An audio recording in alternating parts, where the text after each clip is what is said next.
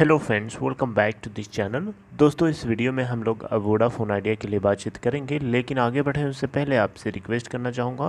पहले रिक्वेस्ट कि अगर आप डीमैट अकाउंट ओपन कराना चाहते हैं, डिस्क्रिप्शन बॉक्स में एक लिंक आपके लिए ड्रॉप किया गया है। और दूसरी चीज़ कि अगर आप चैनल को फर्स्ट टाइम देख रहे हैं, सब्सक्राइब करके बेल आइकन को हिट कर लीजिए ताकि आपको किसी भी आने वाली फ्यूचर वीडियोज़ की नोटिफिकेशन मिलती रहे, मिस ना हो। दोस्तों, वोडाफोन आइडिया लिमिटेड में आज क्या सिचुएशन हो सकती है? तो देखिए दोस्तों, आज हम लोगों को इसमें गिरावट नहीं देखने को मिलेगी। तेज़ी नहीं होगी तो गिरावट भी नहीं होगी। हो सकता है सर्टेन लेवल को मेंटेन करके रखे, जो लास्ट ट्रेडिंग सेशन जो कि 7.25 के ऊपर बंद हुआ।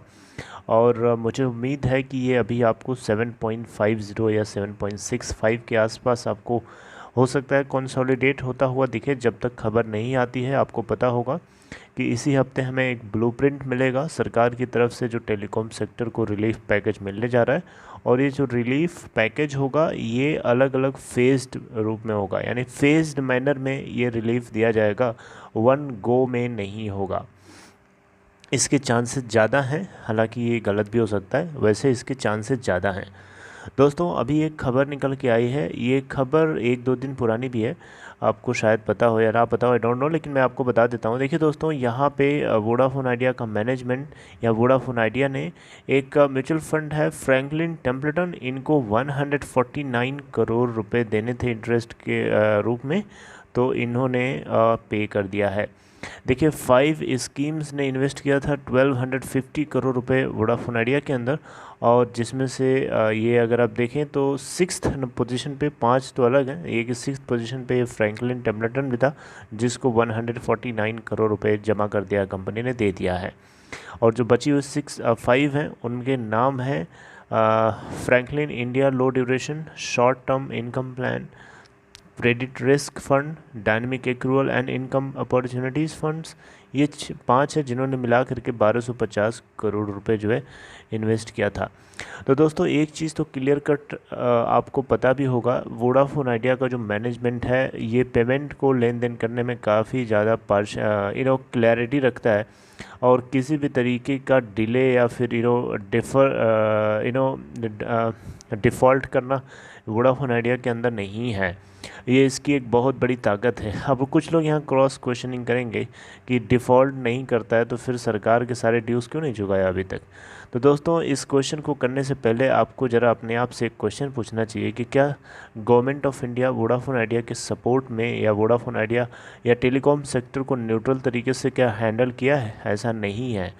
न्यूट्रल तरीके से अगर हैंडल किया होता ना, तो आज रिलायंस जियो 1 साल के अंदर अंदर मार्केट शेयर ऑक्यूपाई नहीं कर पाया होता। ये आपको बात पता होनी चाहिए। तो अब ये ऐसी सिचुएशन में, ऐसी पोजीशन में वोडाफोन आइडिया की मजबूरी है कि वो इतना बड़ा अमाउंट है, वो नहीं पे कर सकता। पैसे पेड़ पे थोड़े उगते हैं कि एक बार हिला दिया, पेड़ से पूरा पैसा गिर गया, सरकार को जितना चाहिए उसका मुँह भर दिया। ऐसे नहीं होता है ना। जितना इसकी देनदारी बनती है उतना टाइमली दिया है। बैंक्स को आप देख लीजिए, कोई भी बैंक वोडाफोन आइडिया के अगेंस्ट नहीं बोलता है, क्योंकि वोडाफोन आइडिया ने उनके टाइमली पेमेंट्स किए हैं, राइट। कोई डिफ़ॉल्ट नहीं किया है। तो इसी के चलते वोडाफोन आइडिया ने इस कंपनी के सर्वाइवल, वोडाफोन आइडिया के जो क्रेडिटर्स हैं, वोडाफोन आइडिया के सर्वाइवल के लिए रिलायंस डिपार्टमेंट ऑफ टेलीकम्युनिकेशन से क्लोजली बातचीत करी है। काफ़ी उनको रिकमेंड किया है कि अगर आप रिलीफ नहीं दे सकते तो कंपनी के डेट को इक्विटी में कन्वर्ट करने का ऑप्शन सोचिए, या इसको मर्ज कराने का कुछ ऑप्शन सोचिए। तो इस तरीके से बैंक्स, चाहे एसबीआई हो, चाहे पीएनबी हो, चाहे बैंक ऑफ बड़ौदा हो, चाहे एचडीएफसी बैंक हो, चाहे कोई भी बैंक हो, बैंक्स ने कोशिश करी है वोडाफोन आइडिया के सपोर्ट में खड़े होकर बात करने के लिए, राइट। दैट रिफ्लेक्ट्स दैट कि वोडाफोन आइडिया का जो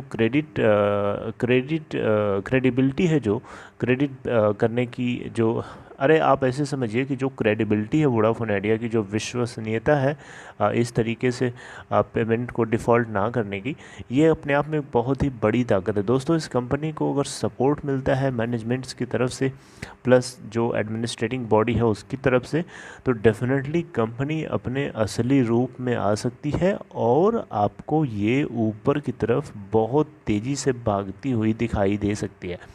दोस्तों हमारे साथ क्या होता है लाइफ में, जब हमारे पास मौका होता है किसी चीज़ को पाने का, तो मौका जब होता है तब हमें अनसर्टेनिटी नज़र आती है। मेरी बात समझ रहे हैं?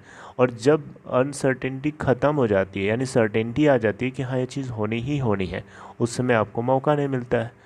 मेरी बात समझ रहे हैं? तो यही दो चीज़ें हैं जो लोगों के दिमाग में डिलेमा क्रिएट करती हैं, और इसी के चलते लोग सही फैसला नहीं ले पाते हैं। राइट? बाकी सोच समझ आपकी है, आप अपने हिसाब से चलिए। दूसरे के बोलने और कहने से आपको आंख बंद करके झोंक नहीं देना अपना पूरा जो भी ज़िंदगी भर की कमाई है। ऐसा ना करिए प्लीज़, आप अपने हिसाब से चलिए, सोचिए समझिए और देन इम्प्लीमेंट करिए। बाकी आप एनालिसिस करिए, चीज़ों को समझिए कि क्या हो रहा है क्या नहीं हो रहा है, कितना कहाँ से क्या।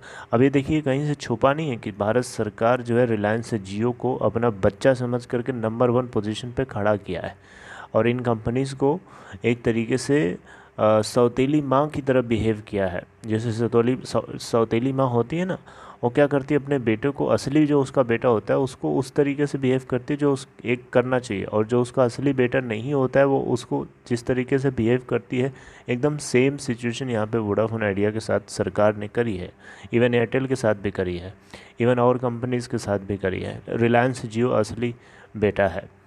तो मेरी बात समझ रहे हैं? तो इस तरीके से मुझे लगता है कि रिलायंस वोडाफोन आइडिया जो है कंपटीशन में तगड़ा झटका दे सकता है बाकी ऑपरेटर्स को भी, अगर सपोर्ट प्रॉपरली मिलता है तो। चलिए आगे आपसे कुछ और वीडियो के साथ बातचीत करेंगे, तब तक अपना ख्याल रखिए। और वोडाफोन आइडिया इसमें बहुत ही ज़्यादा लाइमलाइट में है, तो हम लोग इसके ऊपर काफ़ी फ्रिक्वेंटली बातचीत करते रहेंगे। Take care.